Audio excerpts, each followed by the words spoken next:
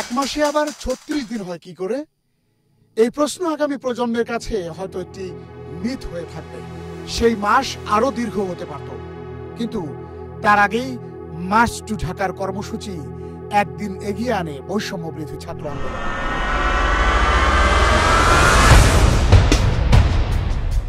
আগামীকাল ৫ই অগস্ট সারা দেশের মুক্তিকামী জনতাকে ঢাকার উদ্দেশ্যে রওনা হওয়ার জন্য আমরা আহ্বান জানাচ্ছি। উল্কার মতো ঢাকার চতুর্দিক থেকে ছুটে আসতে থাকে মুক্তিকামী মানুষের ঢল। তাতেই কোটি মানুষের বুকের উপর চেপে বসা স্বৈরাচারের মসনদ ভেঙে চৌচির হয়ে যায়। নিরীহ নিষ্পাপ নিরস্ত্র ছাত্র জনতার মৃত্যু নিয়ে খেলা করা স্বৈরাচার হাসিনাকে টার্গেট করে গণভবনের দিকে ধেয়ে আসা জনস্রোত দেখেছে গোটা বিশ্ব।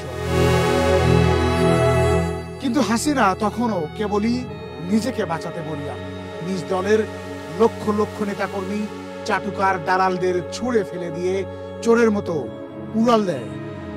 সেই হেলিকপ্টার ভারতের আকাশ সীমায় পৌঁছার আগেই ছাত্র জনতার উচ্ছ্বাস ছড়িয়ে পড়ে গ্রাম বাংলার আকাশে বাতাসে।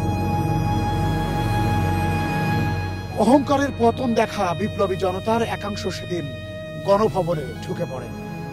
স্বস্তির প্রতিচ্ছবিকে মনের মাধুরী মিশিয়ে চিত্রায়িত করতে থাকে নানা রঙে ঢঙে।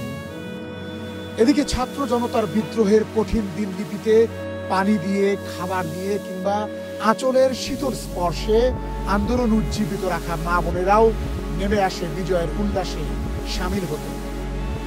এক একটি আবির মাখা মুখ যেন উৎপেলিত আনন্দে মাতোয়ারা।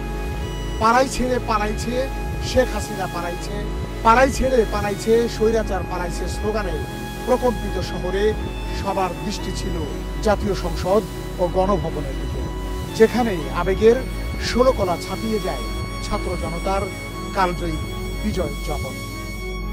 মাতন বিপ্লব, ঢাকা।